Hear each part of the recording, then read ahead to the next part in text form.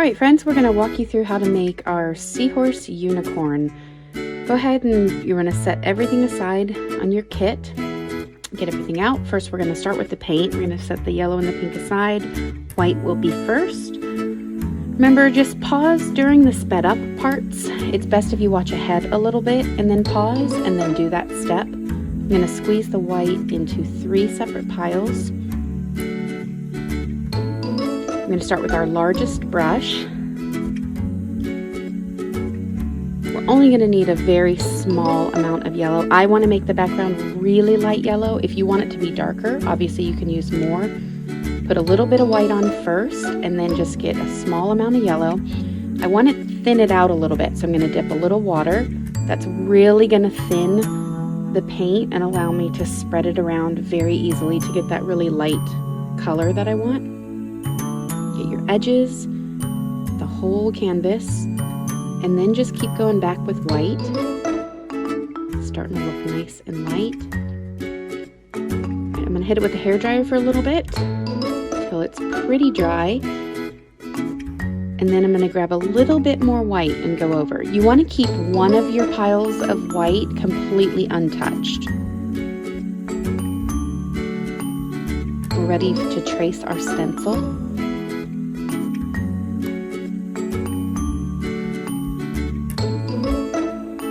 Don't draw too dark, you just want a really light line because we're going to need to cover it up with that white paint. So you don't want a really dark pencil mark, you just need a basic guideline of where to see to start your white. Go ahead and get a nice even coat of coverage. You can start by outlining it, you can start by painting in the middle. For younger ones it's easier, maybe if you're grown up, traces the outline with paint. We're going to do 2 coats of white so that it's nice and bright to cover the yellow. So you're going to get one nice thin coat.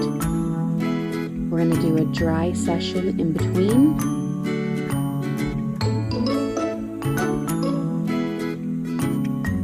It doesn't have to be completely dry. You just want enough to where this second coat is going to look much brighter.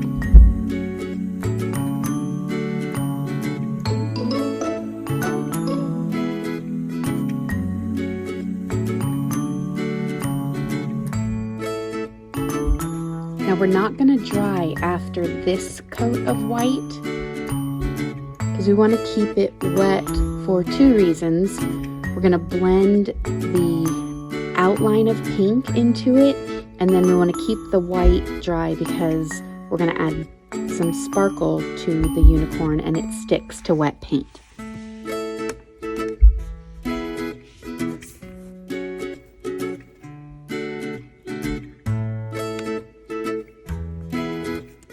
Alright, once you feel like your unicorn seahorse is nice and bright white, you just need a tiny squeeze of pink paint.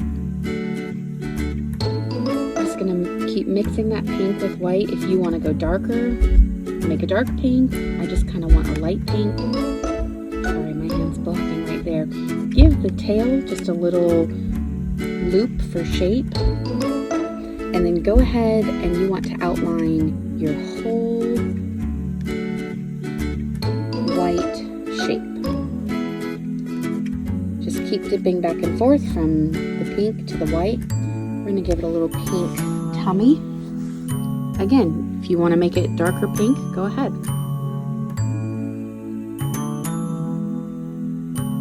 Alright, on the face up here, we're going to give it a mouth and a jawline with a little pink nose. And our last step will be a little pink on its flipper. Ready for your glitter? Sprinkle your glitter all over. You're just gonna tip your canvas up to just kind of shake off any excess, and now is when we want to get it with the hairdryer. I'm going to get it nice and dry before we start gluing.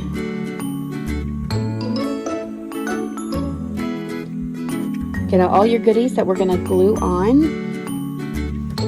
And Empty the larger bags or the larger rocks onto the tray. Keep the small crushed glass in the bag. It's easier to work with to pour it. I like to just kind of place where I'm going to put the eye and then the nostril for the nose. If you know where you want it, go ahead and add your glue, but I place it, go back, add my glue. I'm also going to, the beginning of the mane, place my front two pieces so I know where I want my unicorn horn. And just give yourself a nice, thick triangle of glue, because you really want that crushed glass to stick really well into it.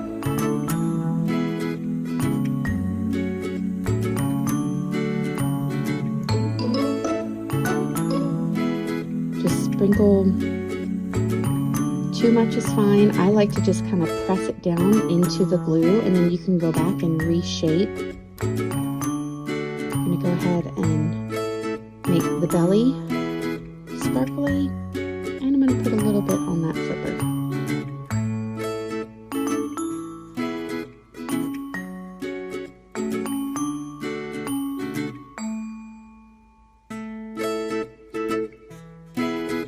Again, these are just suggestions and ideas. You're welcome to decorate any way that you want with these supplies. When you tip off the excess, don't hit your board on the table. Just tip it over and let it fall off. If you hit your board, you're going to make more fall off, because then you just want to leave it flat to dry. Now you're ready to start placing your rainbow colorful mane of hair.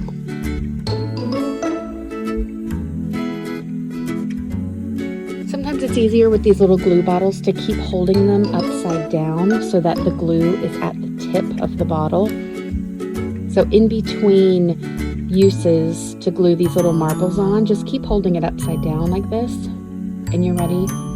You could do a whole line of glue and go ahead and put the marbles on. You can glue one at a time, whatever you prefer.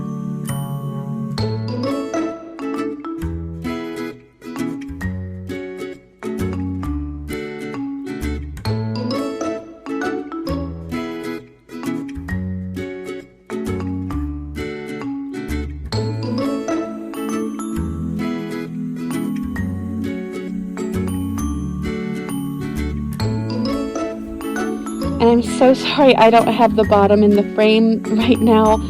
Put a thick line of glue, and I'm just alternating the dark pink and light pink rocks around the bottom.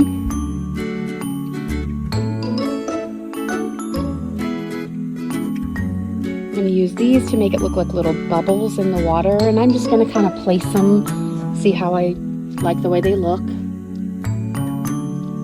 Then go back and glue them.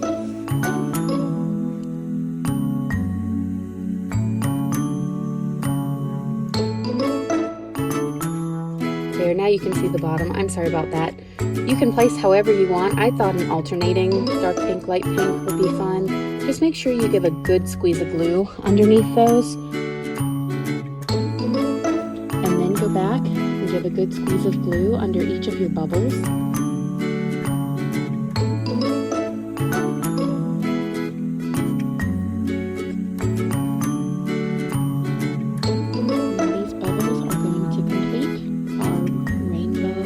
Seahorse unicorn.